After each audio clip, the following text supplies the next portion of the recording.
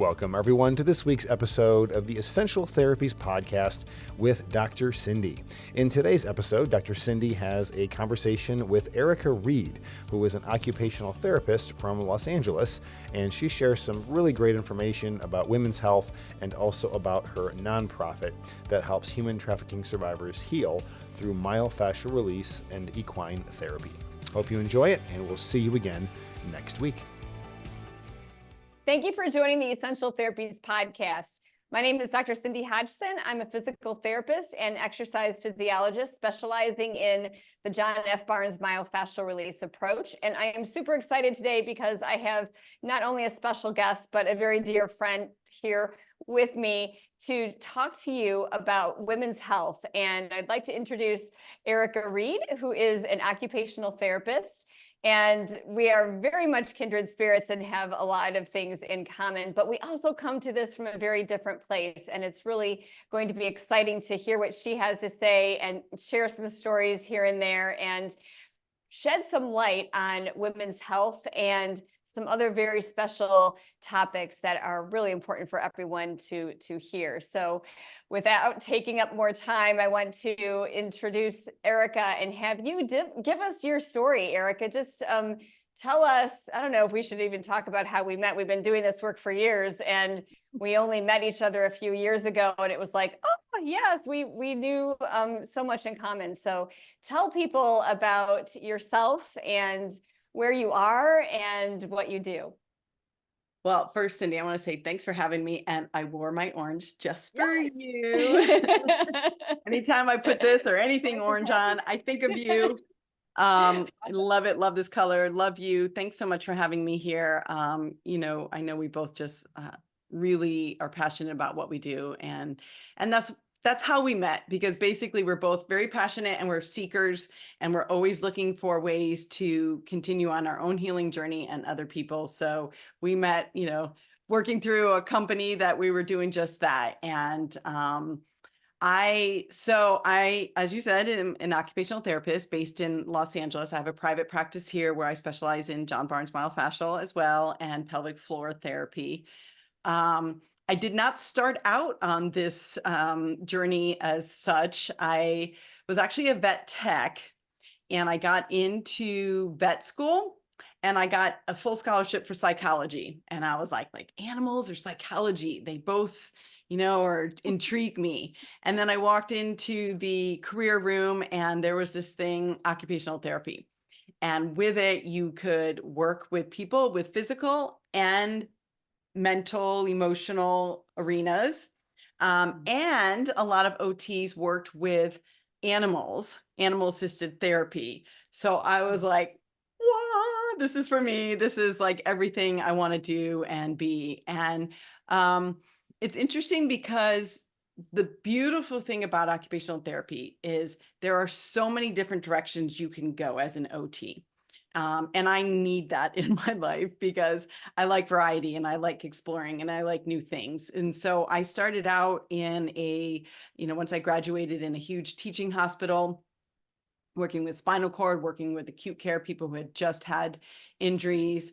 I moved myself to New York City and found myself wandering the streets of New York City, trying to figure out where the heck I was going. And I was going to different people's houses and to schools to work with children.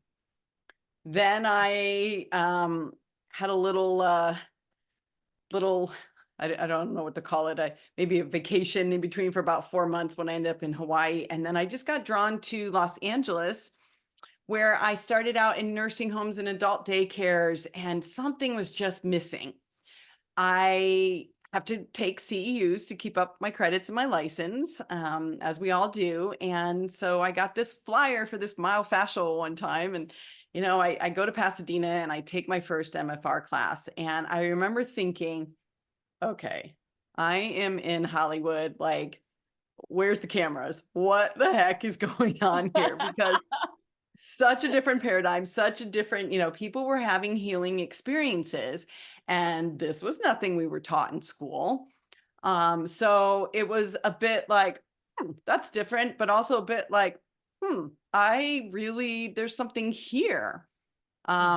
I ended up with a great mentor, and the next set of classes were in Puerto Rico. So I was like, I'm such a traveler. I was like, I'm in. I'll take, a couple more classes if it means I can go to Puerto Rico.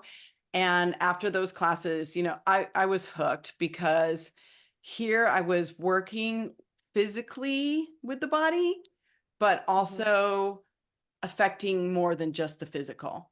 And it's what I wanted to do all along. It's what felt so right to me, because nothing felt like it was just so 2D, and just like you just work on the physical part of the body. And um, I continued to take classes, and I started just doing a little bit of the myofascial here and there. And then the next thing you know, it's like, that's all I do. It's all I do. It's all I need to do. Now, Yeah. I still have my schooling. I still have my base as an OT and many of the other things I've done. And we bring them in, of course, because everybody there's no cookie cutter for everyone, right? And so we bring in all the different knowledge that we have, and for ourselves and for our clients. But it's been the direction for me. And part of my training, like you, I went to Sedona and did intensives and did therapy for the therapist, where we go and we get treated ourselves, so that we, you can only take, as John says, people as far as you're willing to go yourself, right? And we need to be on our healing journey constantly, so that we have our oxygen mask on first, so that we can help others, right? So I was there for my therapy for the therapist. I think that's what it's called. And fortunately, John was there, so I got to have him treat me. So I had a couple things going on, and he's, like, so what would you like to work on? And I think I had some sinus stuff, and I had some pain with intercourse. Now, granted, I was probably in my late 30s then. And I had been told by at least 3 or 4 OBGYNs that my pain was because, get ready for this one, I'm a woman. And so it's expected. And that I'm just supposed to find a position that doesn't hurt, right? And so I subscribed to this, because what else am I going to do? There was nothing else out there for me to. I didn't even know how to like Google something like that. I don't even know if that was available then. I'm a little older now. So, but and so I told John that that was an issue, and there were a bunch of students there. So next thing you know, I mean, John's going to do internal on me with all these students. And I'm like, wow, I'm, a lot of trust and a lot of faith. But it was also because I really wanted to find the answers, like we all do. And something in the back of my mind, something in my truth just knew that the answer was not just because I'm a woman, and that's just what we have to live with. So John started to treat me just by placing his fingers inside, and immediately he went down to the rectal area, because underneath vagina, when you're laying face up, you're going to go right into the rectal area. And the pain shot right up into my ruptured appendix scar. Wow. And there was my answer right there. And as we know, as MFR therapists, scar tissue does vine out. It doesn't just sit there, and it can vine out and go all different areas. And so mine had gone down and wrapped around my tailbone. That's why I was having pain. And so from that point on, I had something to work with. Now I could work with my scar tissue externally and internally to help release that and to help take that pressure off. That made all the difference in the world. And I had had such painful periods as a young girl, and cyst on my ovaries and all these things that, again, they told my mom just to put me on the pill. And I'm very glad that my mom didn't. It was rough, because I still went through the pain and everything, but as we know, that's just a cover up, and cover ups and band-aids like that often have their own side effects. But I after that work, I saw a whole different world, and I was like, oh my goodness, I have to do this work and I have to bring this to other people. So I began my studies with the pelvic floor work with John Barnes and myofascial, and I went on to study Herman and Wallace and all the regular schooling that a lot of the PTs go to. And I even studied with Tammy Kent, who's amazing, and she does internal that's very similar to myofascial, but she brings in a lot of the energy and processing through things that happen to women, whether through the medical system, having babies, losing babies, and things like that. And for my practice, though, everything goes back to the myofascial because we all have fascia, and this is what is limiting and blocking us and holding our history in there, and the chemicals that are holding everything down because the body was trying to protect us. So it changed my practice, it changed my life, it changed my view, and I just can't say enough good things about it. I've had people who will come in, let's say I can think of a nurse that came in. I don't even remember what she came in for, but had nothing to do with her cycles. And she called me a few days later and said, "What did you do? Because I always have such painful periods, and I just got my period and it wasn't painful at all." And so for me, it's like, I'm a pelvic floor therapist and I'm a myofascial therapist, but it's really no different because it's all connected, and your feet affect your pelvic floor, which affects your throat, and then back on down. And so it all works together. Yeah. So that's my story in a nutshell. So yeah, as we talk about the fascia being connected to everything, and I just did a presentation today actually where, this whole idea of finding the symptom and looking elsewhere for the cause, which we talk about in John Barnes' work, and what a classic for what your story is, having that pain, and it was actually coming not too far away from that area, but not what traditional medicine thinks, right? That's the thing. We are so, just because we're taught this way and our system is set up this way with diagnosis codes and treatment codes, and it's very linear and very focused on one area. And so what is your approach when someone comes to you, and I would imagine they come to you because they're looking for pelvic pain oftentimes, but oftentimes not. What are some of the things that you see maybe through stories that you can share that might help other people realize, oh, hey, maybe that's something I should look into? Like, do you mean how do I approach their body, or? Yeah, however you want to take that. If someone comes in, well, first of all, I am curious, since you really focus a lot on pelvic work, do you have mostly people coming to you for that, and mostly No, women? it changes and it shifts, but I would say overall it's a 50-50. But also I will say that even when someone comes for pelvic floor, I'm never just in the pelvis and the pelvic area.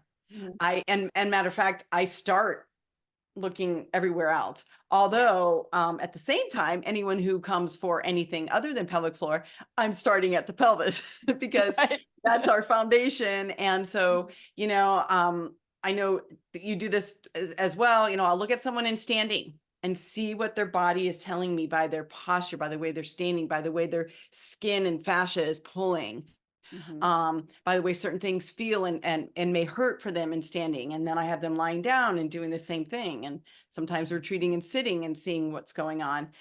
So my approach either way is to always kind of give somebody an idea of what I'm doing so that they don't think, what the heck, I came here for my pelvic floor and she's like looking at my feet. Is this, I need to get out of here as quick as possible.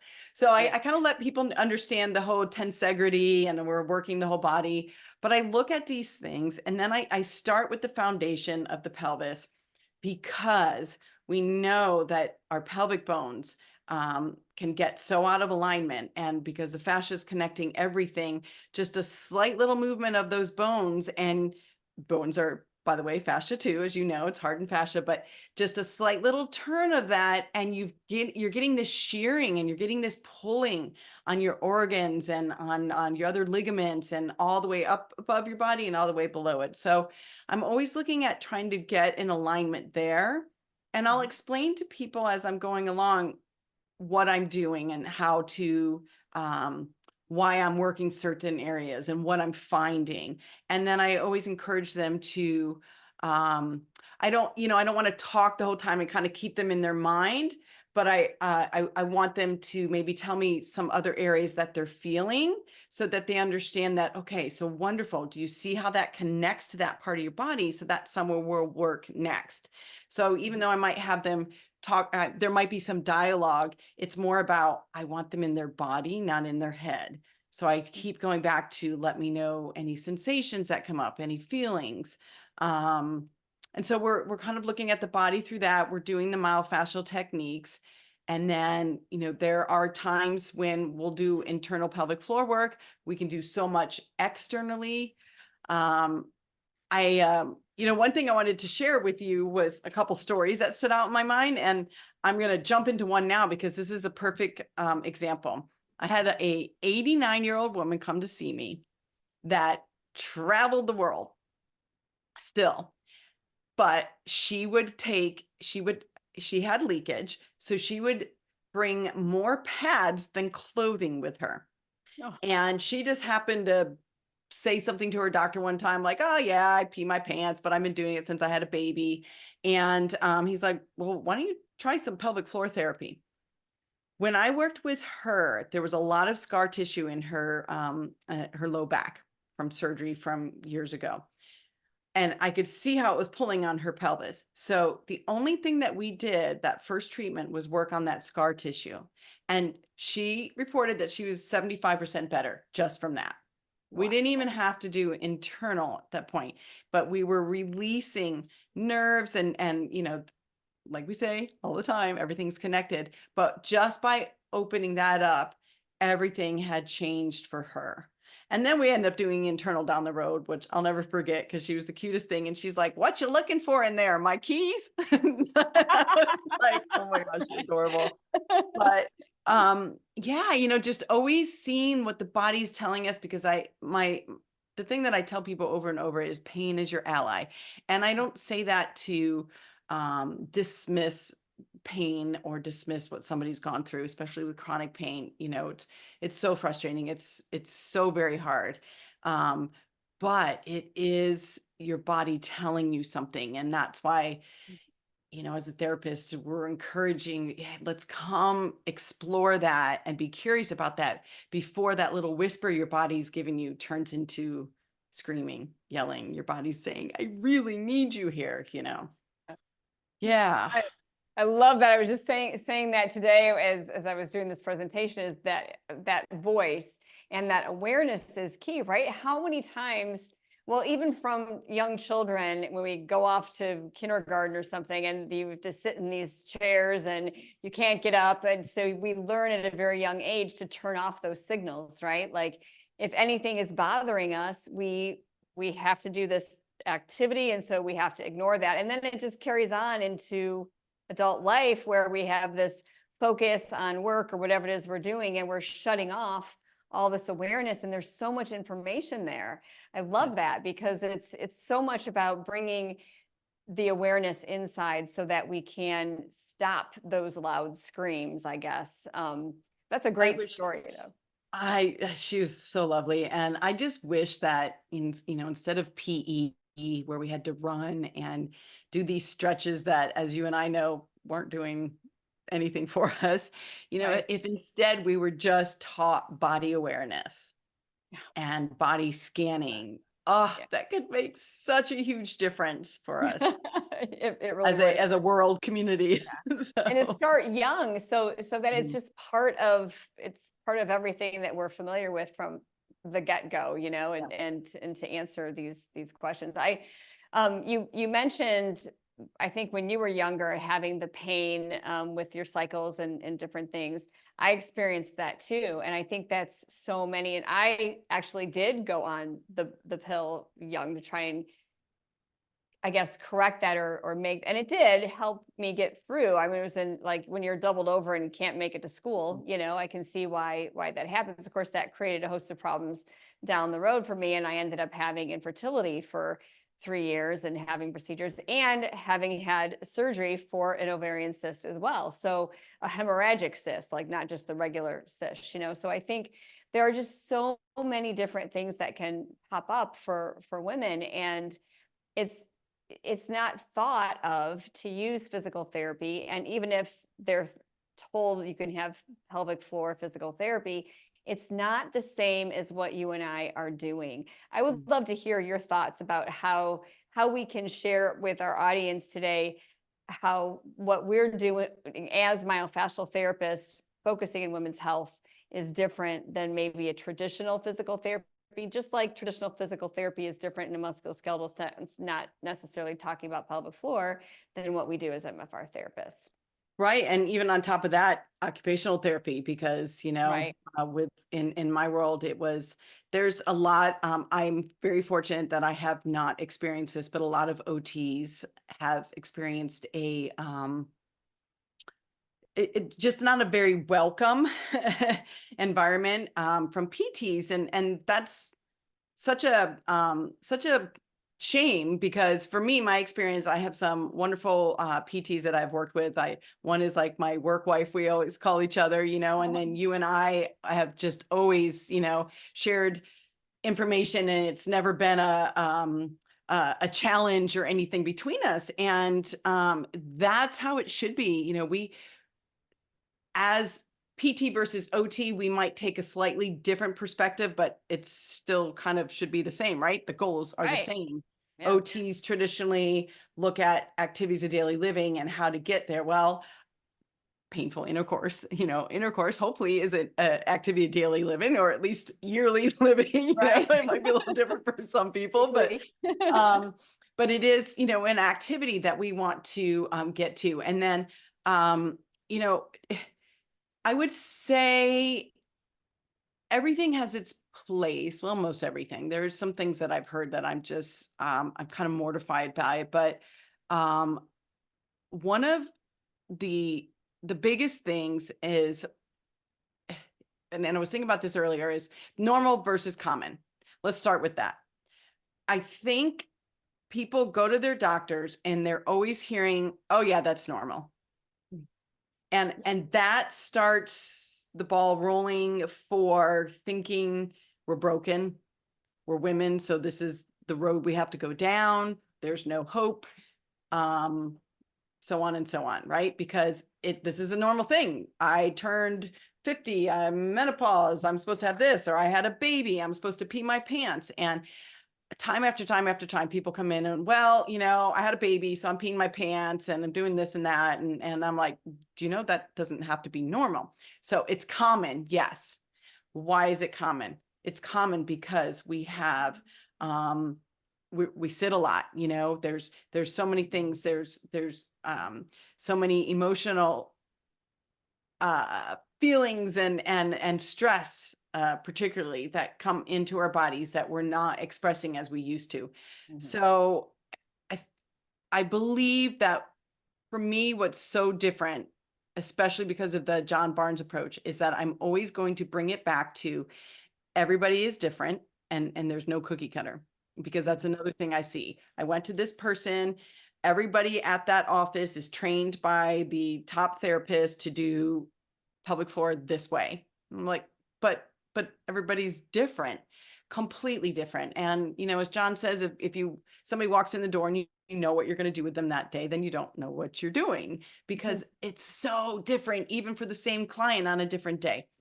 So I think what's really special is the ability to stand back and, first of all, create an environment that feels safe and supportive, because that's also surprisingly something that a lot of people come and tell me they've gone somewhere and it just didn't feel like, it was just felt very invasive.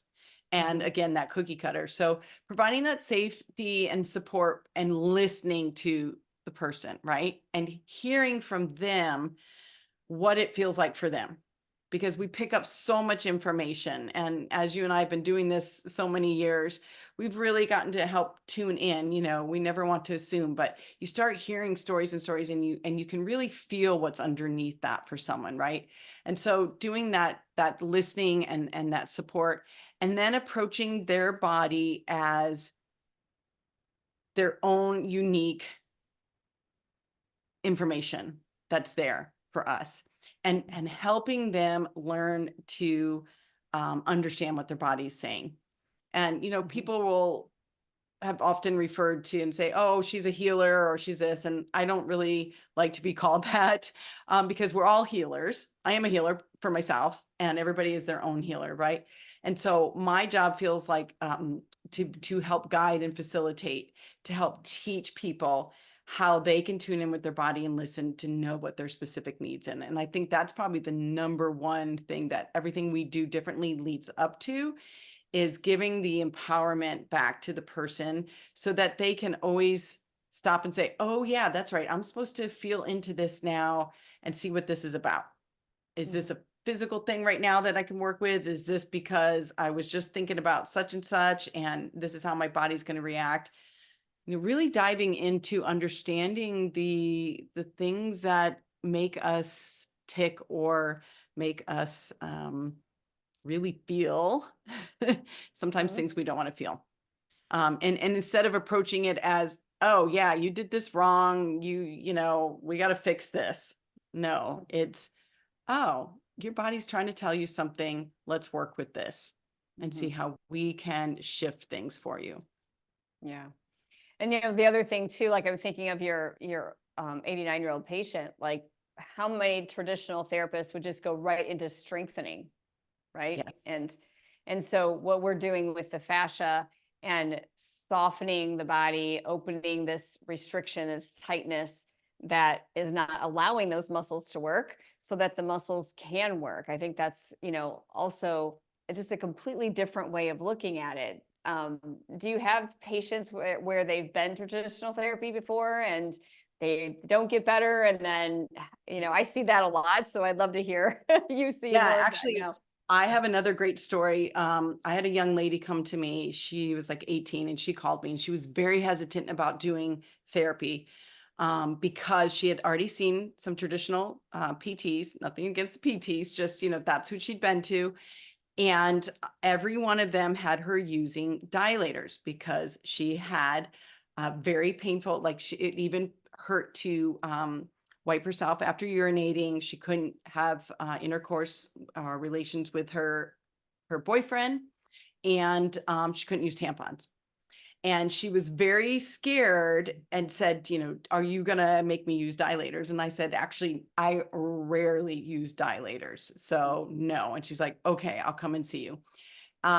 We didn't even approach her pelvic floor for quite a while. What we did instead, I actually did what you and I know as a transverse release. So I had my hands above and below, underneath her body and above her body at her diaphragm, her breathing muscle. And we were just holding space for her there. And she started to have a reaction come up her throat where it felt very tight. It got very red and she got a lot of anxiety. And this is what would happen when she attempted to do anything with her pelvic floor. And so it happened just for me doing that. And so we worked through that. And what I had her do, she talked to her mom and she found out that during her birthing, when she was being born, the cord was wrapped around her neck. Oh. And so this is a somatic experience that she was having, her body remembering that and not being able to breathe and going into that. And for whatever reason, her pelvic floor, we know in, I can never think of the word, it's not endomology, but when we're being born and we're a tube and we fold back and forth, like embryology. Yes, thank you, embryology. The two holes are like much closer to each other and then they separate and stuff. And so perhaps that's why, but it really doesn't matter. What we know is this is what we had. And so we worked with that until she was able to release that fear and release that memory that she didn't even know what it was. And then we were able to go to her pelvic floor and start exploring. And I had her working with herself there. So I think that's also a perfect example of your previous question is like, how is it different? Like normally what people are being told is, let's force our way through this. I had a young lady who she was only also 18, and she was walking with both her legs bent because she had had bilateral knee surgeries, and she could not straighten her legs. And so her PTs would yell at her when she would come back every week, because they would have stretched them out and gotten them open some, told her to keep stretching at home. She'd come back and they'd be right back where they were. I didn't even touch her knees. I actually went to her psoas, which was so tight that she didn't even feel anything until one day she's like, oh my gosh. I was like, oh, welcome back into your body. Now you can feel this. Yeah.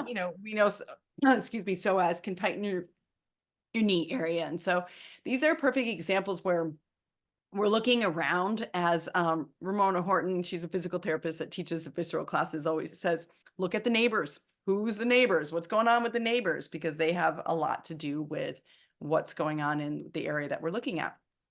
And most of the time it's, the opposite side of the body or somewhere else. So that's a huge thing for us, is to just, not assume and start looking other places for that root cause. Yes. Looking at the forest. Mm. Looking what is all connected. What's that saying? The trees amongst the trees amongst the forest or something. I don't know. Yeah, something like that. Forest amongst the trees, who knows? So yeah, I love what you mentioned, the transverse plane, which brings up, just to let people know that what we do is very, very gentle. Yes. So the technique that she's describing is just placing hands, and we reach the barrier, we engage the barrier with this work. So it's not super, super light, because we want to get to that barrier, but we're not forcing anything. And I think so many people have had experiences either from the trauma that they were in, or from the treatment, right? That has felt traumatic almost. And this is not anything like that. So I think that alone, like you said, keeping that fear at bay helps to open up so much. And because we're talking about the pelvic floor and the pelvis region, and of course, everything that's connected, I feel like there's so much there, so much stored there, emotionally, physically, everything is connecting into this base. And if it's not addressed in a gentle way, it can really shut people off quickly. Absolutely. Which, Absolutely. And and pleasure too. And I'm not talking about just with intimacy. I'm just talking about pleasure as a woman in life, joy, and in being in the world, instead of feeling all this shame that has been put on us for years, and all this, oh, well, you're broken, just ultimately having pleasure. I spent a year taking sex, love, and relationship coaching, and it's work that you do online, and somatic work online, and taking people through processes. But to me, it was such an easy, because it's the same dialogue I have with my clients when my hands are just resting on them, helping them to get into their body. Because again, as I said earlier, it's all about getting into your body and finding out your own personal messages. And it's just wild, the amount of blocks and limitations and belief systems that have just been put in us. Most of it gets in our mind before we're 6, 7 years old, whatever we're around and who we're around. These are these underlying belief systems that are just driving our body and driving our mind, and sometimes driving us crazy, because we don't even know that that's, oh, I have this underlying belief that I'm not worthy. No wonder why I do this and that and this. And your body's been trying to tell you. And, I love looking at Chinese medicine and how it plays in, because, different organs, and you don't have to know any of this, and it doesn't have to be part of myofascial, but it's really fun, and it really is kind of cool to think about these things. Oh, like the liver stores anger, and and you'll see these things sometimes when the fascial voice, as we call it, starts speaking, and it's in these areas where we've held stuff. And for women, obviously the pelvic floor, for obvious reasons, but also just even our our solar plexus. Until I was about 30 something, I realized that I couldn't have anyone lay on top of my chest or below my chest, in that solar plexus area, just above the belly button. And I had no idea what that was about. And now that I understand trauma, and I understand my, I've been through my journey, I know what it's about. But it was just something, I thought I had this weird quirk, but I was so blocked there that energy needed to be moved, and the fascia needed to get back to that viscous, flow, so that everything in my body could be moving, because it was just an area I was holding on so tight to so much that was limiting me in so many ways. Yeah. Wow. Yes. And the whole energy flow through the body and the fascia as it gets restricted. It actually, speaking of women's health, just popped into my mind the diagnosis of endometriosis and how limiting that can be and how it can spread all over. I'm sure you have some amazing stories of endometriosis, as I do too. If anything pops in your mind, maybe share that. I think still, and it's surprising that at this day and age, there still is a lot of confusion about that, and feeling that there's nothing that we can do for it. Yeah. And there really, really is. Do you have anything to share in that topic? I just think it's one of those perfect examples of how, like, it takes so long for women to get diagnosed, right? Yeah. But then there's another problem, is diagnoses themselves. It's a label. And I try not, when somebody comes to me, of course, with my knowledge and everything, I take the diagnosis and I take it seriously and I hear it, but I'm still going to look at the body and what is that? Endometriosis, like, that's inflammation. We know where that inflammation lies. We know that's going to be part of the fascial system. So I'm always I'm going to talk some nutrition. I'm going to talk castor oil packs, but I'm going to always treat the body, looking for, as we do as myofascial therapists, John Barnes, myofascial therapist, looking for hot, hard, or tender areas, working with the body, working with the fascial system, working with anything that comes up with the fascial voice. I'm not going to treat it, endometriosis. Okay, so we need to do this, this, and this specifically. Right. No, we need to see what this person's body needs. And feel, right? And Feeling. And feel. Absolutely. For a few years, I only saw women's health, and it was a lot of education for me. But this one woman comes to mind that is such an amazing story. I have to share it, and because I don't get to share it very often, but she had a history of endometriosis, had a pregnancy when she was younger, and had been trying for several years and could not get pregnant. When she would have ultrasounds to check everything there, they could not find her ovaries with an external ultrasound, and they had to do the internal ultrasound to be able to see where they were, to check them out and everything. And so she came for treatment, lots of treatment in a short period of time, and we got through there was so much hardness, and the transverse plane that you talked about, my hands were on her like that for very long periods of time during the time that she came to get treated. And after this treatment sessions that we had, she felt so different in her body, and there was not, this hardness was there. She had to cycle and she didn't have pain, and all the great things you hope for. So she decided to go get an ultrasound. She asked her doctor for the ultrasound again, same ultrasound tech that she was used to going to, right? And they did the ultrasound and externally could see both ovaries right there, just without, like, she was blown away. The tech was just, she was so excited. She called me, of course, the next day, like, I'm gonna tell you what happened. They can see my ovaries, So that scar tissue had pulled her ovaries to the abdominal wall, and it just, like, everything was so compressed. Well, here's the other cool thing about it. Also, what was compressed? The fallopian tubes, from all that scar tissue. And she ended up getting pregnant naturally, which was Amazing. just so fascinating. Amazing. Yeah. So, and there's other stories like that too, of similar, but hers, with that whole visual of the ultrasound, I can totally, just see how that had to just be so amazing to that tech. But yeah, can you imagine, like, all of a sudden, there you are. Oh, so cool. This is why we do what we do. Yeah. Yes. Yep.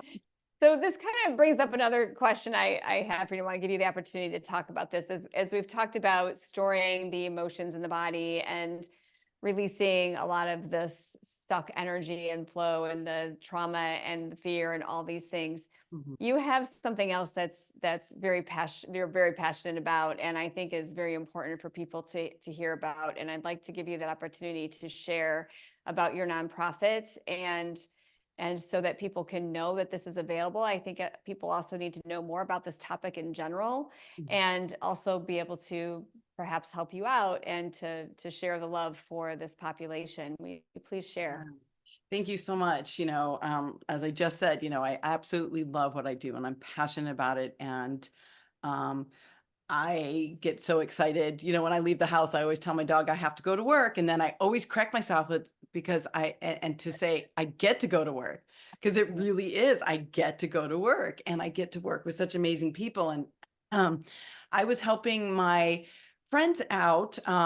They had a nonprofit to bring awareness around domestic abuse. And I started thinking, I need to do this to bring awareness that there are this work that we do, that it's out there.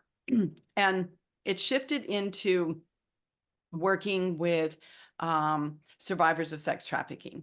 So my nonprofit is specifically for survivors, and we offer the myofascial and the pelvic floor, some other things as they come in as well, and equine therapy, working with horses, which we could do a whole podcast on that and the amazing energy and the healing of horses. But and there are therapists that are trained to do that. I've taken some coaching with it, and just as a quick thing, like horses were prey animals, so they know how to read somebody's energy, but they can also smell your different feelings. And they know if a lion's coming through the herd, if that guy is hungry and looking to eat them, they know that. They can smell the chemicals, and they also know if he went off and got his dinner somewhere else and he just wants to pass through, they know the difference.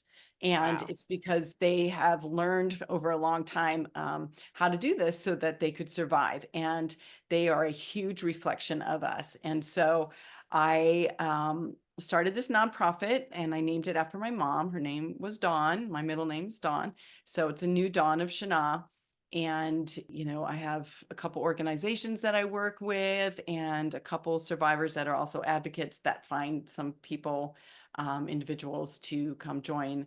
They may come to me just for some healing and or work with the horses, which a lot of them love to do that. I don't blame them. I'd rather work with a horse than myself. But we're doing an event this weekend, and it's just a small nonprofit right now, but we've been going since 2019.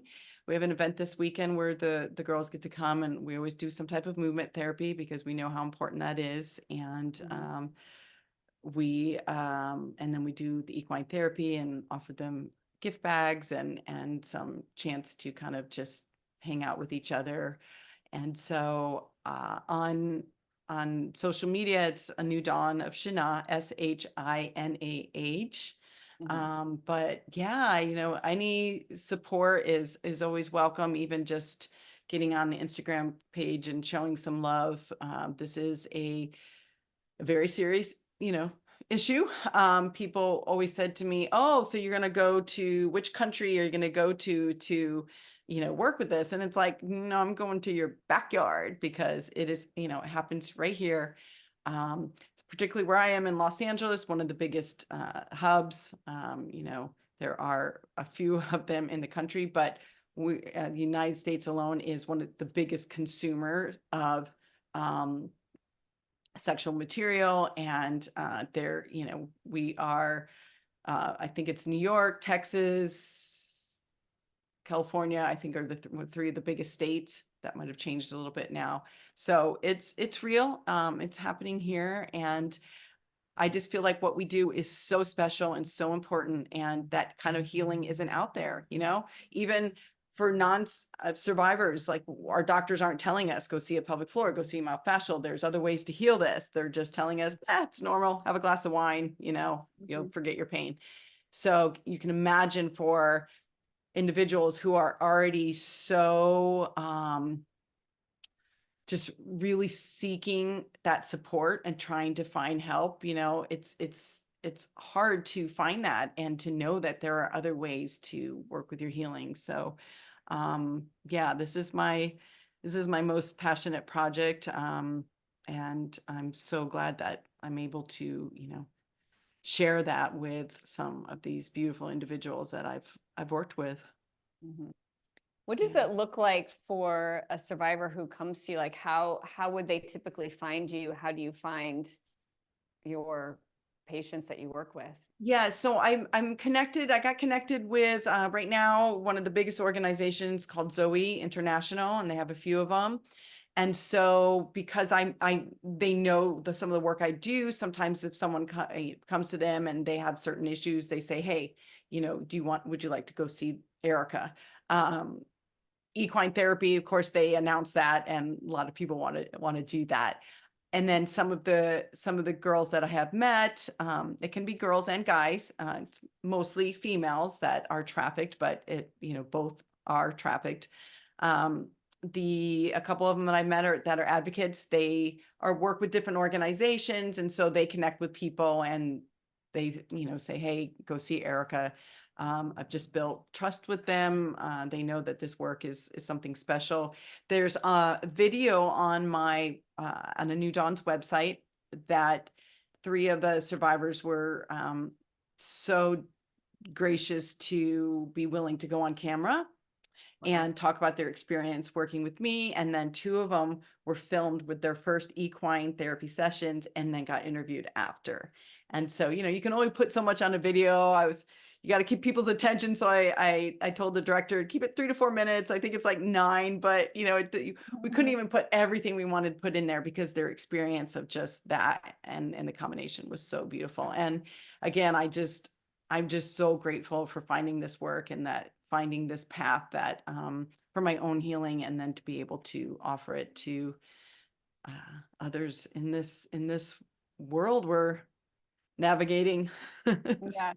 Yes. Oh, that's fantastic. Yeah, I would love to hear even, more about that. I will definitely put the links in the comment section or our description section below so that people can find you. And of course, because it's a nonprofit and these women are coming to you, they're not paying for treatment. And so, any donations are used to directly help these Yeah, our overhead costs are very low. Just because I see people in my office, which is very low overhead there. And then I've had some of the girls work with some nutritionists and different people online. And then the ranch that we work out of is also a nonprofit providing these equine services. And so they're very generous. So the overall cost, there's like website stuff like that, but very little. So most of the money goes directly to the survivors to have these services. That's fantastic. Yeah. So as we're kind of winding it down here a little bit, I just want to recap for everybody, women's health and some of the things that are maybe not typically thought of that really do relate to women's health and pelvic floor therapy. You might not think you need a pelvic floor therapist, but let's, Erica, talk about some of the symptoms women have that really could be pelvic floor.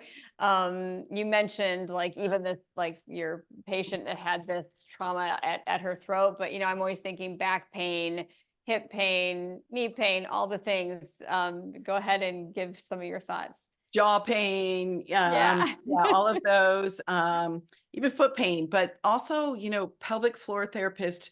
We don't just look at the pelvic floor, which honestly, let's be real, it's not even a floor. So I don't even know why we call it that, but the pelvic, sometimes we say pelvic health, we're all over the place, but we both basically mean here, but also above it. So we work with the bladder, the bowels, and sexual function. A lot of women have constipation, and that can be their biggest trigger for pelvic floor pain.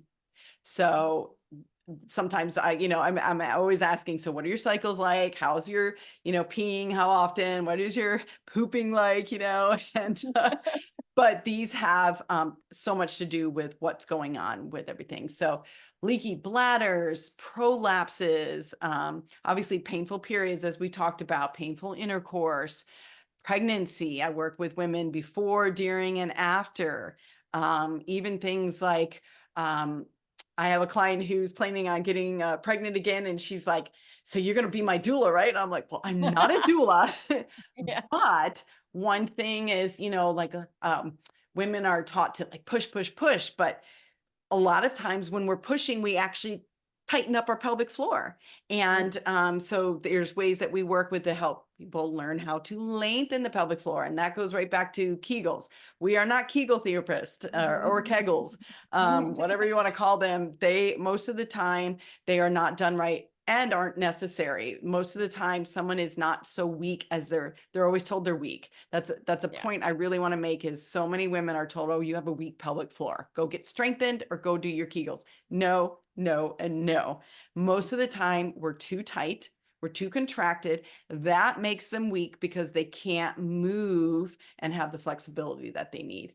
Yeah, I think I'll think of other things later, but those are a lot of right there. And breathing is a big thing, right? Because we are not taught to use our whole diaphragm muscle, which goes all the way around our body. So we're making up for it by either our shoulders are up to our ears, or we're breathing down and it's pushing down into our pelvic floor, which then puts too much pressure, changes the intra-abdominal pressure, and that can give us all kinds of fun things we don't want with our pelvic floor muscles and our hips. Or everything is just happening here and there's nothing happening down here with breathing, you know? Yeah.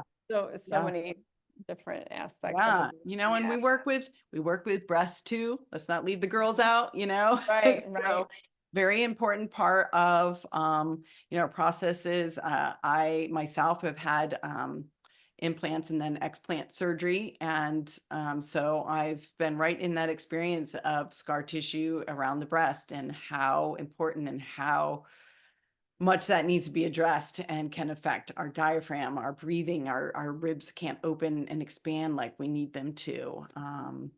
Yeah. And neck pain, shoulder pain, back pain, all connected with those things. And especially hip, you know, I've recently seen some women who were headed down that road of hip replacement surgery because that's all that they know, you know, the docs are sending people this way. And wow, there's so much that could be relieved with looking at the rest of it. I mean, you've got the pelvis, they're looking at this part, but they're not looking at everything else, right? And it's the hips are just like, they're getting tight because they're trying to stabilize, because everything in between, AKA the pelvic floor, is like not being able to coordinate those muscles. So they're holding down. Another one, good one, tailbone pain. Who hasn't fallen on their tailbone? And, you know, the tailbone, the pelvic floor sling of muscles attached to the tailbone. So that's an important one right there. Awesome. Well, thank you so much. I feel like this is a great place to kind of wrap up for now. We may need to do this again. Of course we would. And again, how people can find you is in Los Angeles, and we can put it all in there, but it's Head to Soul with the number 2 SOUL, headtosoul.net, and A New Dawn of Shana, SHINAH, but it's a newdawnfoundation.org online. So just some new thoughts to think about for women's health or pelvic health, and thinking outside of the box and sending a little love to a nonprofit that is for an amazing cause. And thank you so much, Erica. Great to see you and be with you today. Thank you, Cindy. Have a good day.